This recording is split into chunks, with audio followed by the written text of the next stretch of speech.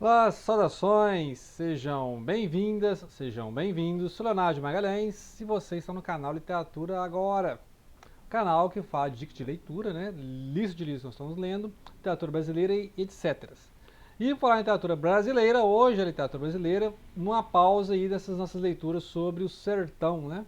Sobre a literatura do sertão. Então vamos falar hoje do Milton Ratum, norte, né? Lá na região da Amazônia, Manaus. É o terceiro romance do Ratum, 2005, famoso pelos dois irmãos, né, etc. Então a gente leu vários livros do Ratum, aqui no canal tem vários livros, né? Todo mundo tá vendo que é um dos meus autores favoritos, é justamente o Milton Ratum, que eu mandaria lá para o Nobel de Literatura, tá? E aqui nós temos uma obra sobre a vida de artista, né, a vocação do artista. Me lembrou muito o Tony Kruger, lá do Thomas Mann, né, também um livro sobre isso, o livro de formação do artista. E nós temos aqui um narrador que é amigo do artista, né, e está escrevendo tempos depois sobre a vida desse artista, sobre a família, né. Então você tem a família do narrador, que é amigo lá da família do protagonista, podemos dizer assim. E me lembra, outro livro do Thomas Mann que eu lembrei é aquele lá do Dr. Faustus, né? Que você tem um narrador, né? O Zeit Blum, falando do Adriano, né? Que é o compositor lá, o Nietzsche da história, né? Então é interessante isso quando tem o Dr. Watson falando Sherlock Holmes, né? Que é a mesma coisa, você tem lá o Watson falando do Sherlock. Não é o Sherlock exatamente que está narrando a história, alguém está contando a história. Então é o caso aqui, você tem o protagonista, você tem o Olavo. O Olavo, ele narra a vida do Raimundo, né, o mundo que vive ali em Manaus, né, na época do golpe militar, dos anos 60 e tal. A história se passa nessa época do golpe civil militar. E aí as famílias, né? As famílias mais classe média alta, as famílias mais pobres e essa transição da periferia para o centro, né, da capital ali de Manaus, capital do Amazonas. E aí interessante o que é o nível de narrativa, então, ou seja, alguém está contando a história de outra pessoa, né? A inter-relação entre as famílias, e as questões também ali dos segredos das famílias, né? Quem que é pai de quem, essas coisas, né? E a diferença entre os personagens. Então você tem polos de personagens aqui na história, né? Ainda não entendi por que chama Cinzas do Norte. Dá a impressão que teve um acampamento lá, né, onde alguns protagonistas, personagens viveram, e acabou esse núcleo, né? Então, será que Cinzas do Norte é isso? Né? É um título até poético, Cinzas do Norte, né? Mas não sendo de explicar esse título, né? Dois irmãos é fácil, você tá contando a história de dois irmãos e tal. E ali tem os dois irmãos, o narrador, que aí você não fica em dúvida, ele tem a dúvida de quem que é o pai, né? Qual dos dois gêmeos é o pai dele, né?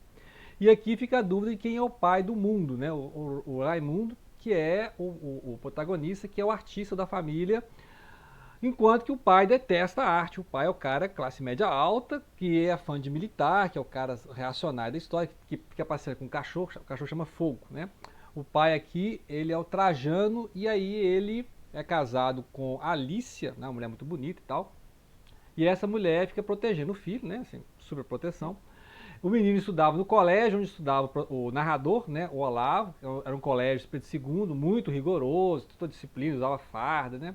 E mostra cenas, então, tipo Ateneu, assim, do Raul Pompeia, que é cenas de colégio. Então, as primeiras cenas aqui, cenas de colégio, quando né, o Olavo conheceu o mundo, né? O Raimundo. E aquela mania do personagem lá, o protagonista ficar desenhando. Então ele fazia caricatura dos amigos, né? E o pessoal não gostava, fez uma pegadinha com ele lá, fez uma pegadinha aí, obrigou ele a sair do colégio, né? E ele era uma figura assim muito mais reservada, né? Conversava com poucas pessoas, não era exatamente popular, mas se dava bem, que ele passava em todas as matérias, né? Então ele não era um bom aluno, mas passava em todas as matérias. O pessoal fala assim, vendo, seu pai tá te protegendo, né? Seu pai tá pagando aí, ó, os professores, mas ele se dava bem, né? E ele é esse artista. Então é a figura do artista no mundo que não gosta de artista, principalmente a família, né? E a família do Olavo é uma família muito pobre, que olha com admiração a família lá do Trajano, né, o Jano, que é essa família mais rica, né, que mora na capital, né, então, e tem toda a descrição da capital ali, de Manaus na época, né, os monumentos, então você dá um zoom aí na capital lá, você vê as cenas, né, o teatro, a descrição de monumentos, as ruas de Manaus, então é interessante porque nós conhecemos pouco, né, do norte do Brasil, a gente conhece mais a Rio de São Paulo, e aí tem a oportunidade de conhecer, né, a cultura ali da Amazônia e tal. Você tem outras figuras, você tem o Ranulfo.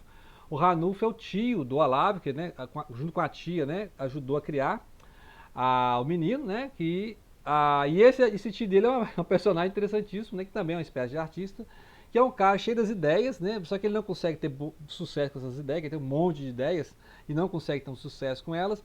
Tentou ser radialista, fazia altas novelas picantes na madrugada, só que os militares mandou fechar, na para com essa, né, porque é aquele regime da ordem. Lembrar que são cenas que lembram ali os dois irmãos, né, então tem muito isso aí. Lembrar que os dois irmãos é a mesma época, né, é a época do golpe civil militar, 64, né.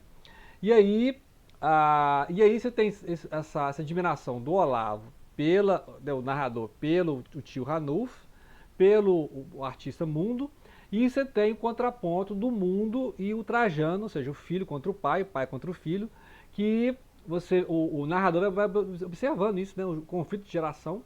O filho é aquele cara, né, da liberdade, o artista, né, o Tony Krug da história, e o Trajano é aquela figura ligada à reação, ao militar, né? Então isso é bem claro, né?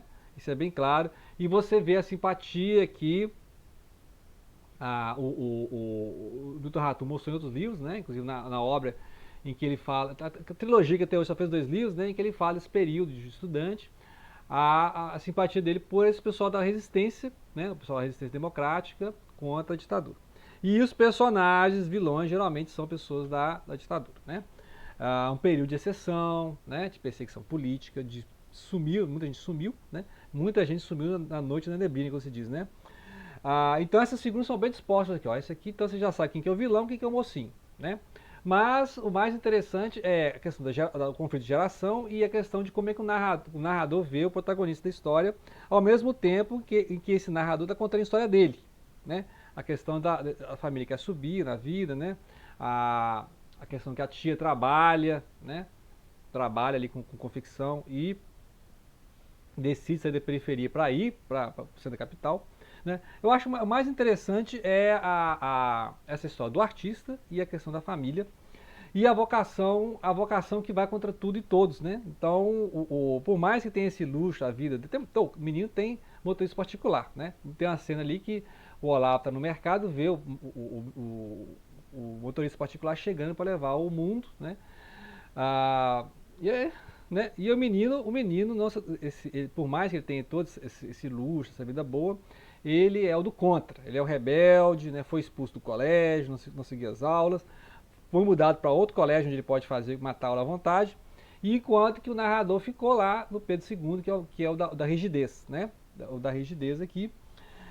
E aí fica aquela questão também das personagens femininas e o olhar que elas têm em relação ao Trajano. Então, aquelas personagens que estão na órbita desse grande reacionário da história, esse grande vilão da história, querendo agradar, e aquelas que mantêm uma certa paixão, né, uma paixão secreta, e outros que vão se consumindo, né, essa ideia do Ranulfo se consumir por amor pela Alicia, que é uma mulher muito bela e tal, se ela ama ou não o vilão da história, né, tantas cenas assim, e quem que é o pai do rapaz, quem que é o pai do mundo, né, né, tanto essas questões que eu falei, isso aí repete o que deu certo lá nos Dois Irmãos, então por isso que a gente ainda continua mantendo os Dois Irmãos como top, né, se for para ranquear, continua mantendo os Dois Irmãos que tem isso aí, né? São 2 gêmeos e quem que é o pai, né? Os dois frequentavam a mãe do protagonista da história lá, tá narrando a história. Lembrar que lá a diferença é que é uma família sírio-libanesa, né? Pessoal assim que tá da cultura meio árabe e que veio pro Brasil, né? E aí tem a figura da Alicia, que é essa mulher, né? A figura feminina importante da história, que ela é casada lá com um Jano, mas ela é a paixão do Ranulfo, que é o contrário do Jano, né? Então, são contrapontos. Por isso que o Ranulfo é muito aproximado com a figura do artista, né? O radialista louco, e com o Olavo. Agora, também tem o Arana, né? O Arana também é outra figura do artista, né? A figura do artista. Então, é sempre contrapõe a figura daquele cara que tem bens, né? Que tem poder, e é o pai da família, é o patriarca, e não tem poder sobre o filho que é rebelde, e o filho que é rebelde é o artista da família, né? Então sempre tem essas figuras do artista enquanto cara rebelde, né? Então são os pontos principais que eu destaco no livro. Não vou fazer resumo do livro, isso aqui é uma dica de leitura, tá? Se vocês quiserem, a gente pode fazer uma leitura seriada, eu vou ler os capítulos, discutir os capítulos, mas esse aqui é uma pausa, não é um livro fácil, assim, que eu quero ainda ler o Coronel Lobisomem, ainda quero ler o Grande Sertão Veredas, né? Então, isso aqui é tranquilo, literatura tranquila, não estou falando que é uma peça de literatura, estou falando que é literatura tranquila.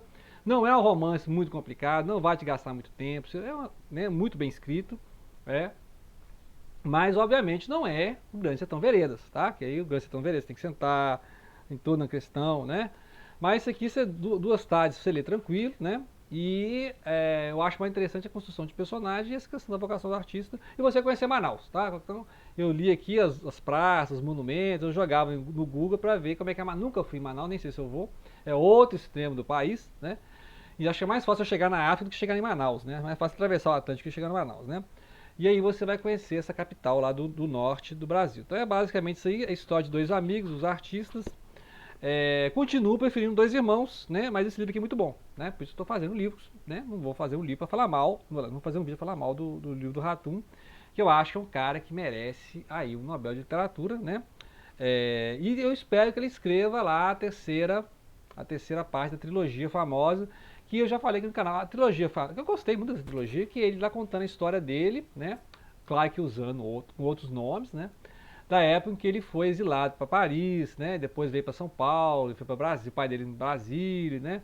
E eu acho interessante que ele mostra toda essa época lá dos anos 60, dos anos 70, que aparece nessas obras, né? Igual o Cinzas do Norte, no Dois Irmãos, ele mostra essa trilogia. Só que até hoje só fez 2 volumes, né? Já li aqui, já lemos aqui nos vídeos aí sobre esses 2 volumes, esperemos aí que ele complete a trilogia pra gente fazer o terceiro livro, né?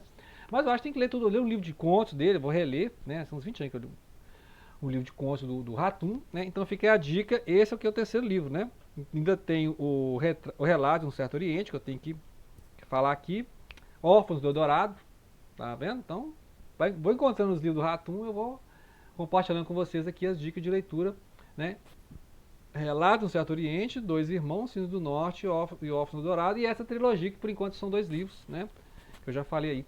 Ok? Qualquer dúvida se tiver, a gente pode ler, né? Detalhadamente, mas hoje eu vou fazer só um dica de leitura, porque eu estou tentando agora achar o Coronel e o Lobisomem, para a gente continuar falando sobre o sertão, e aí até dezembro eu começar a reler aí o Grande Sertão Veredas. Que ano que vem eu quero ler o Dostoiévski, tá? Ano que vem está programado a gente ler aí os Irmãos Karamazov, terceira leitura. Eu quero ler os clássicos, né? E quem sabe lá para 2027 eu ler o Guerra e Paz. Quem sabe, né? Se eu animar, lá em 2017 eu li o Guerra e Paz do Tolstói. Eu li recentemente aí a autobiografia do Tolstói. E quero ler mais os clássicos, né? Vou ler mais os clássicos. E a literatura brasileira atual também, se parecendo alguns. Deixem dicas, né? Deixem dicas. Literatura brasileira atual, o que você tem a dizer? Quem você quer comentar aí? O Ratum é o principal, né? E coloca aí do mesmo nível aí que o Miyakoto, o Agualuz, do mesmo nível, né? Então, se um desses 4 aí ganhar o Nobel, né? Ou seja, o Ratum, o Agualuz, o Miyakoto ou o Walter Hugo Mãe, se um desses 4 aí ganhar, tô contente porque né, são os melhores autores na língua portuguesa, né? Então, Moçambique, Angola, Portugal e tal. E Brasil, né? Então aí quem ganhar o Nobel tá valendo, tá bom? Então, grato pela atenção, não deixem de compartilhar.